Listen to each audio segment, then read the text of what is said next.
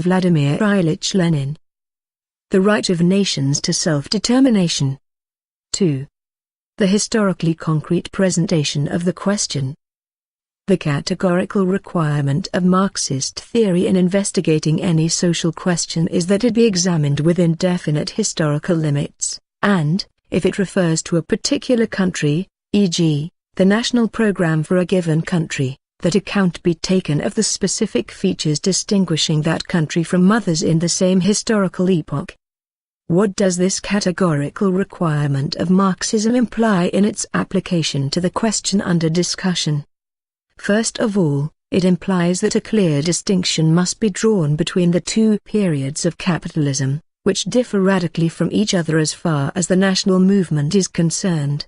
On the one hand, there is the period of the collapse of feudalism and absolutism, the period of the formation of the bourgeois democratic society and state, when the national movements for the first time become mass movements and in one way or another draw all classes of the population into politics through the press, participation in representative institutions, etc. On the other hand, there is the period of fully formed capitalist states with a long-established constitutional regime and a highly developed antagonism between the proletariat and the bourgeoisie, a period that may be called the eve of capitalism's downfall.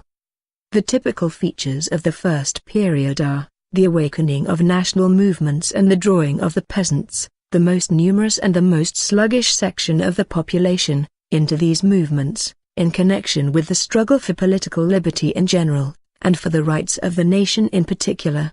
Typical features of the second period are the absence of mass bourgeois democratic movements and the fact that developed capitalism, in bringing closer together nations that have already been fully drawn into commercial intercourse, and causing them to intermingle to an increasing degree, brings the antagonism between internationally united capital and the international working class movement into the forefront.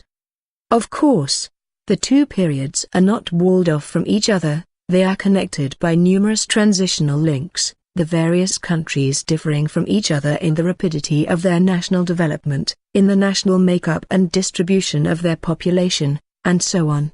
There can be no question of the Marxists of any country drawing up their national program without taking into account all these general historical and concrete state conditions. It is here that we come up against the weakest point in Rosa Luxemburg's arguments. With extraordinary zeal, she embellishes her article with a collection of hard words directed against Section 9 of our program, which she declares to be sweeping, a platitude, a metaphysical phrase, and so on without end. It would be natural to expect an author who so admirably condemns metaphysics, in the Marxist sense, that is, anti-dialectics, and empty abstractions, to set us an example of how to make a concrete historical analysis of the question. The question at issue is the national program of the Marxists of a definite country, Russia, in a definite period, the beginning of the 20th century. But does Rosa Luxemburg raise the question as to what historical period Russia is passing through, or what are the concrete features of the national question and the national movements of that particular country in that particular period? No, she does not. She says absolutely nothing about it. In her work you will not find even the shadow of an analysis of how the national question stands in Russia in the present historical period, or of the specific features of Russia in this particular respect. We are told that the national question in the Balkans is presented differently from that in Ireland, that Marx appraised the Polish and Czech national movements in the concrete conditions of 1848 in such and such a way, a page of excerpts from Marx, that Engels appraised the struggle of the forest cantons of Switzerland against Austria and the Battle of Morgarten which took place in 1315 in such and such a way, a page of quotations from Engels with the appropriate comments from Kautsky, that Lassalle regarded the peasant war in Germany of the 16th century as reactionary, etc. It cannot be said that these remarks and quotations have any novelty about them, but at all events it is interesting for the reader to be occasionally reminded just how Marx, Engels and Lassalle approached the analysis of concrete historical problems in individual countries. and a perusal of these instructive quotations from Marx and Engels reveals most strikingly the ridiculous position Rosa Luxemburg has placed herself in. She preaches eloquently and angrily the need for a concrete historical analysis of the national question in different countries at different times, but she does not make the least attempt to determine what historical stage in the development of capitalism Russia is passing through at the beginning of the 20th century, or what the specific features of the national question in this country are. Rosa Luxemburg gives examples of how others have treated the question in a Marxist fashion, as if deliberately stressing how often the road to hell is paved with good intentions and how often good counsel covers up unwillingness or inability to follow such advice in practice.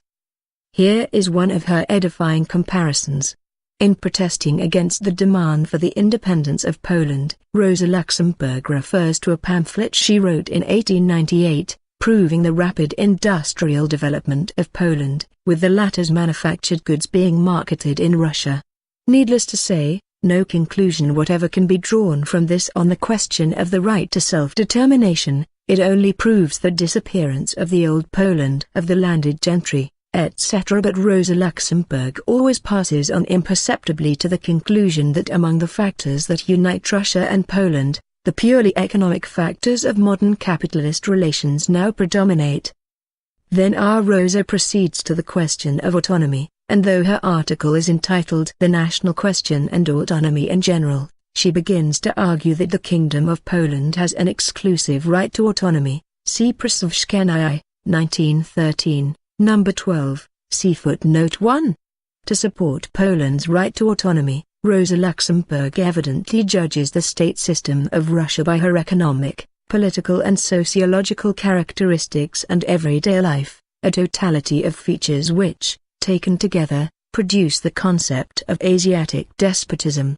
Prosglad number 12, page 137.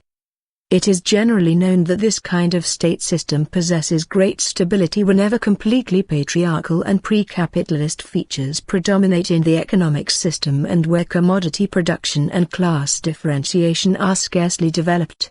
However, if in a country whose state system is distinctly pre-capitalist in character there exists a nationally demarcated region where capitalism is rapidly developing, then the more rapidly that capitalism develops, the greater will be the antagonism between it and the pre-capitalist state system, and the more likely will be the separation of the progressive region from the whole, with which it is connected, not by modern capitalistic, but by Asiatically despotic ties. Thus, Rosa Luxemburg does not get her arguments to hang together even on the question of the social structure of the government in Russia with regard to bourgeois Poland. As for the concrete, historical, specific features of the national movements in Russia, she does not even raise that question. That is a point we must now deal with. Notes 1.